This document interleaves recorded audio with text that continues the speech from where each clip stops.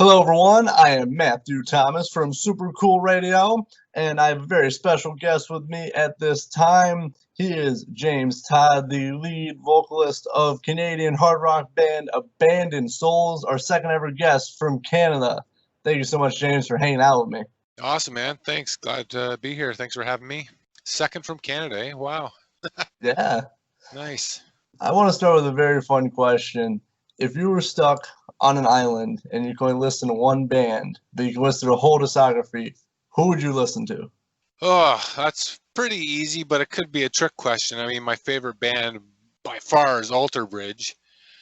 But what if I said Mark Tremonti as an artist? So then maybe I could hear all the Alter Bridge stuff plus all the Tremonti solo stuff, right? Because he's in both bands. And Creed, yeah, I like Creed for sure. That's a whole lot of listening if you're stranded. Well, since I'm the judge of this, I will accept that. I like that. I love Alter Bridge too, man. I got to see them for the first time live earlier this year. Nice. They were phenomenal. Oh yeah, definitely. I've seen them like 3 times and still not enough. I mean, I saw them on the very first tour, like the first record. They were playing a festival about an hour from where we live, and it was the first time I saw them, and it was just fantastic.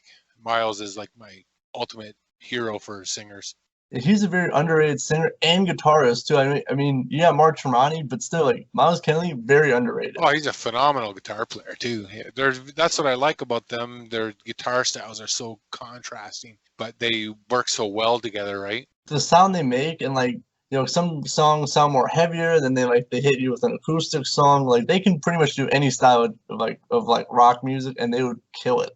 The thing I love about Alter Bridge, and that's they are the thing that I love about music in general, is their music covers everything. Like you said, it's like heavy to soft. It's a range of emotion that you can get from their music, and that's what we try to do. We try to go for a range of emotion, because that's what music is. It's supposed to make you feel something, right?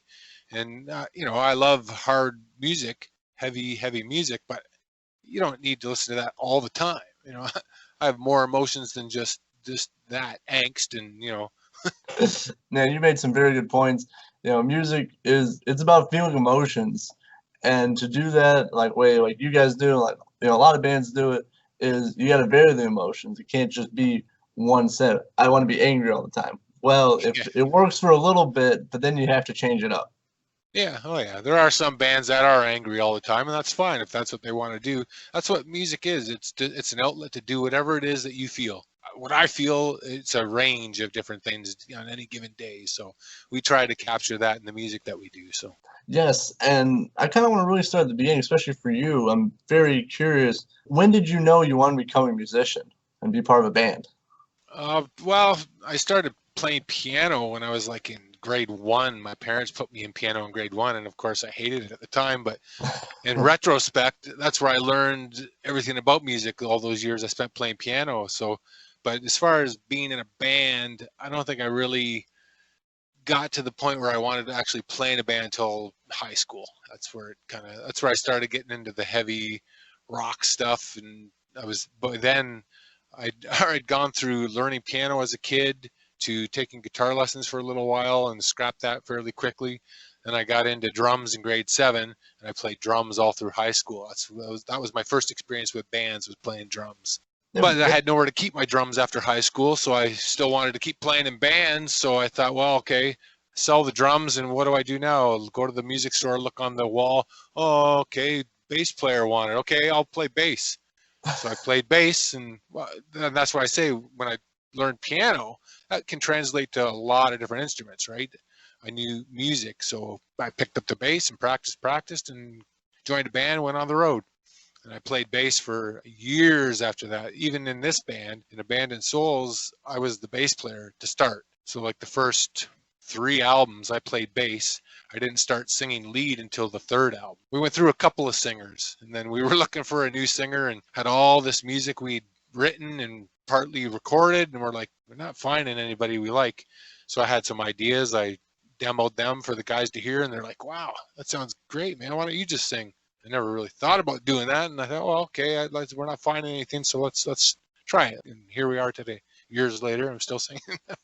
Not So playing bass anymore, but still singing. yeah, actually, I didn't know that. Actually, you started with like drums and bass, and obviously piano when you're a lot younger. So how was it like making the transition to becoming a lead vocalist for Abandoned Souls? Well, the first album I sang lead vocals on was "Damned If You Don't," and that was back in, jeez, The dates. 2014? Yeah, that sounds about right. Yeah, but I was still playing bass and singing for that album, and we played live that way. And then the next album, "Insightful Minds at Ease," I played bass again and sang. And it was while we were touring and playing on that album, I started to think I just want to really, really focus on singing. I love playing bass, but there was things I wanted to do vocally that I was maybe like simplifying the bass part to try and do what I wanted to do vocally, or not doing vocally what I wanted to do because I had to play this bass part. So I thought, well, let me just focus on singing, and we'll get a bass player. And luckily, we had a really good friend of ours that stepped in and played bass with us for a couple of years.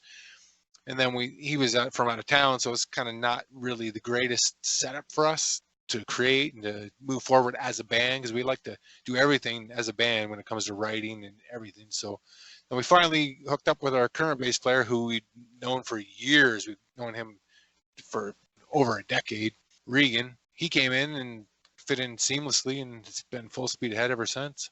That is very cool. I really like, just the way you kind of transition just to, becoming the lead vocalist, but also finding the bass player that like you guys came together as a whole then. And how did your current lineup come together? I know you got your bass player somewhat recently, but how did everyone else come together? Like how did Abandoned Souls form? Well, Regan's been with us now for probably about 3 years, but the band itself formed myself, Tom, and Derek. We're all original members, and we formed back, I guess it would have been around mid 2004 we started forming this band. We've been around a while. Like this December will be the 15-year anniversary of our very first album. So we've been doing this a while, and we're just gluttons for punishment, I guess. Just we just love creating music, so we just keep doing what we love doing. But yeah, we recorded our first album, I guess it would have been in 2005 sometime, and it was released December of 2005. And then that was with our first singer, and then we changed to another singer for the second album.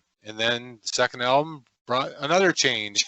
We've been through a few drummers, a few singers, but hey, we just keep moving forward because we love what we do and we love creating music. And the three of us are still together, and Regan's, like I said, fit in perfectly, and it's been great the last few years. Yeah, and how did you come up with the name Abandoned Souls? It's a very cool name in my opinion.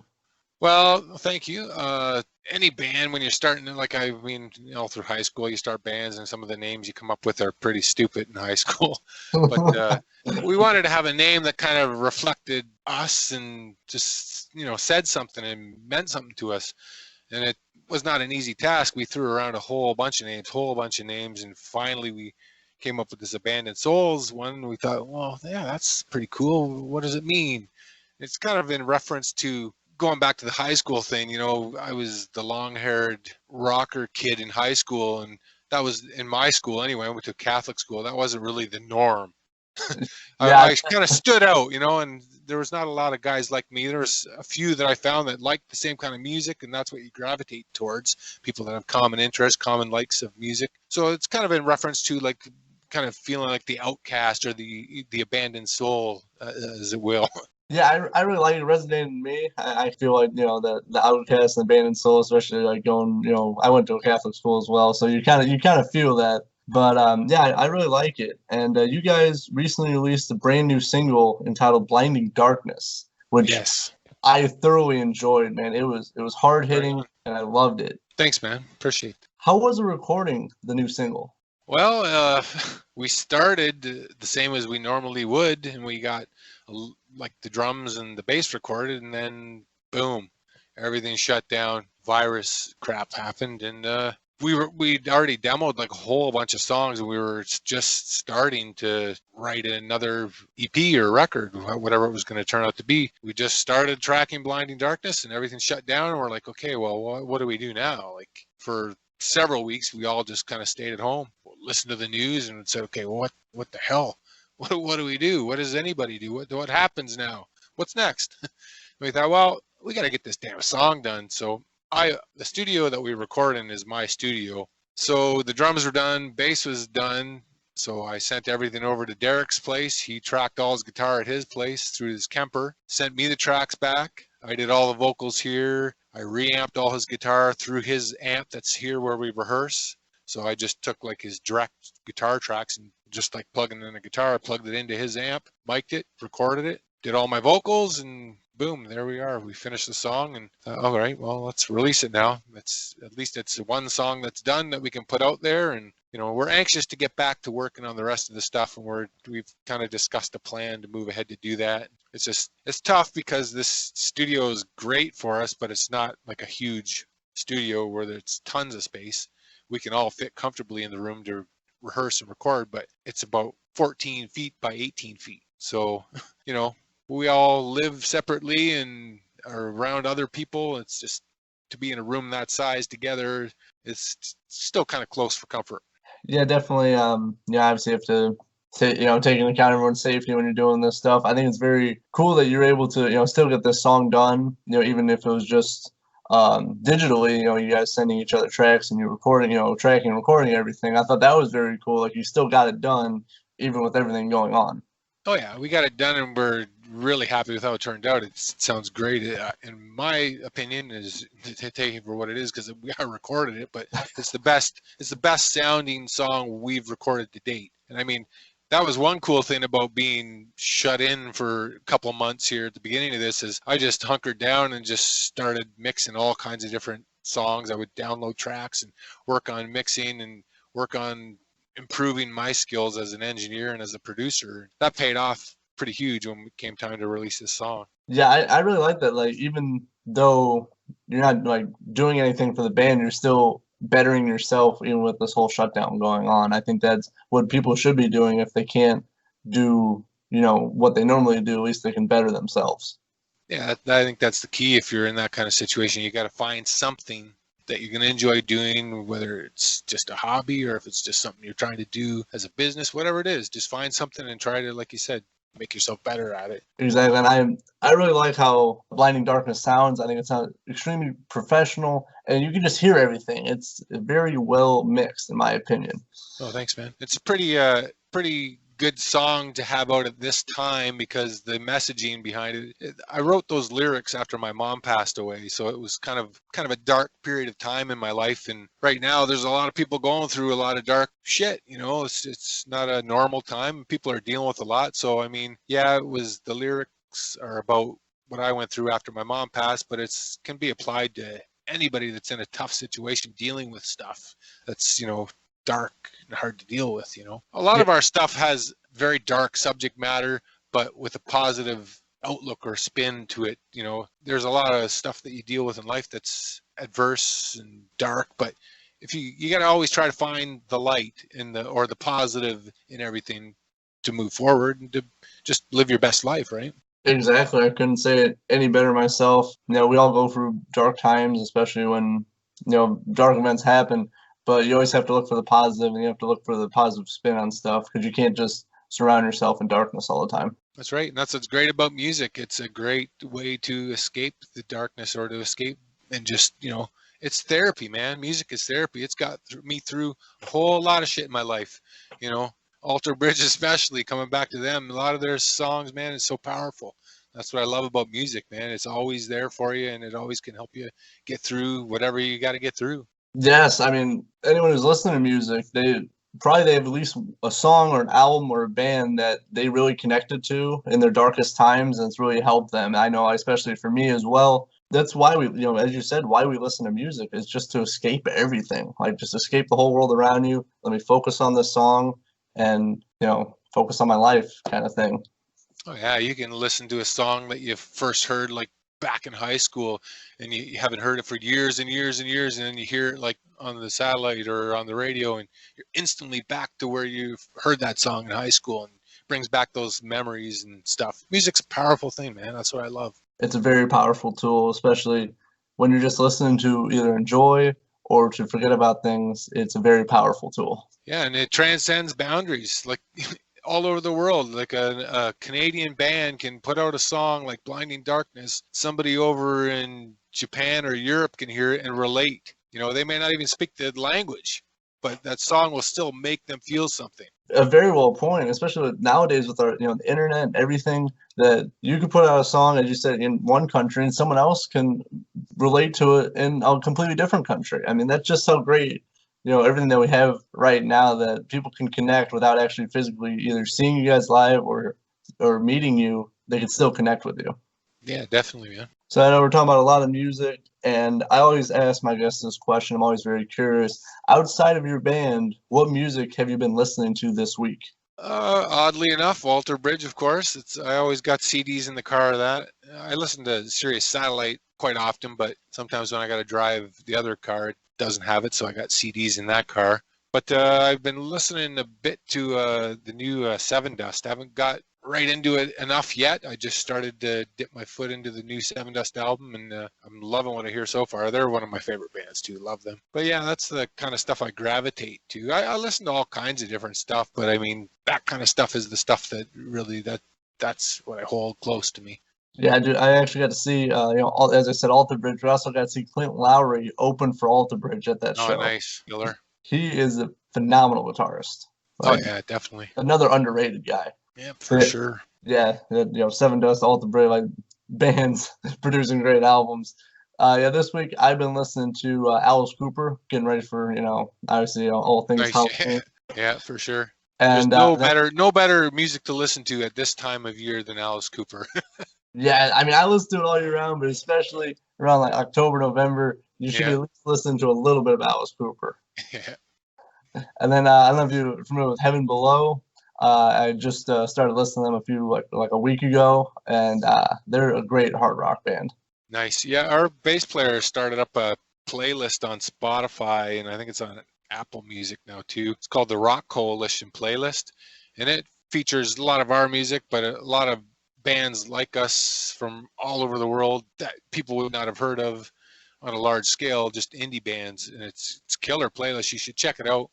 A lot of really good bands on there. Yeah, I will definitely do that. And if anyone else wants to listen to some great Abandoned Souls and all the other great music they like and listen to, check them out. Check that playlist out on Spotify as well. And thank you so much, James, for hanging out with me.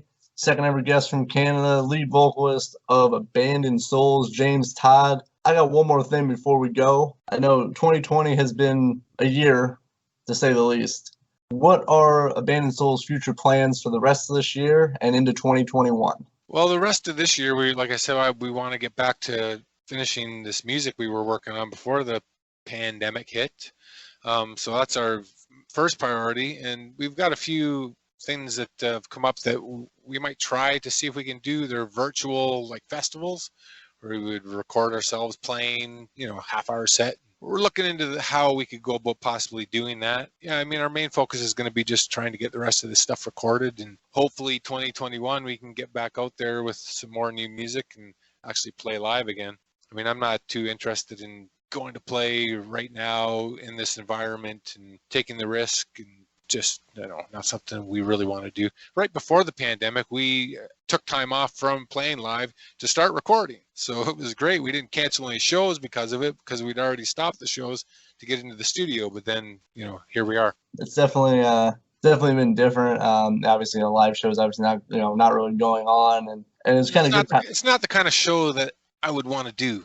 That's not just to go and play, just to play in front of a few people behind some barriers. Like, it's just not a rock show. It's not a show. It's a different version of what used to be. That will be again someday, hopefully sooner than later. But once we can get back to that, then we're all in. But until then, not going to go for these hybrid situations that are trying to happen now. All the power to the guys that want to go do that. Go do it. I know there's a lot of bands that have to. Financially, they got to play if they can, and nothing against that. Go for it, but we're not going to take the risk, and we don't want to do that. Yeah, no, it makes perfect sense. So hopefully, as you said, live shows will return. Hopefully, sometime soon. Hoping next year, but we'll have to just wait and see what happens. It'll happen at some point. That's right. We'll just wait. Wait and write. There's going to be a whole lot of bands with new music ready to play like next year. That's for sure. Yes, if they use their time wisely, I hope we have a bunch of new music to kick off 2021. I would love it. Yeah, definitely. Just I want to tell all your listeners to go check out our YouTube channel. You can just go to YouTube and search Abandoned Souls YouTube, and you'll see our new video, all our past videos, and we're trying to build the YouTube channel now. We've only got just over 100 subscribers as of now, but once we got the new studio, that was part of our plan to start putting more content on there and doing stuff from rehearsals and all this kind of stuff. But then again, all our plans got curbed. So we want to start building that YouTube channel. And yeah, if you go subscribe, you're going to see some new content hopefully next year or more often. Well, I'm really looking forward to it. If anyone is on YouTube, please check out Abandoned Souls. They got some great music. Also, as you said, check out their latest music video for Blinding Darkness. Some killer stuff. And I'm going to probably guarantee you they got a lot of cool stuff in the works for next year as well. We definitely do. There you go. You heard it directly. All right. Thank you so much, James Todd, lead vocalist of Abandoned Souls, for hanging out with me here on Super Cool Radio. Thank you so much. And of course, I am Matthew Thomas, and thank you for listening.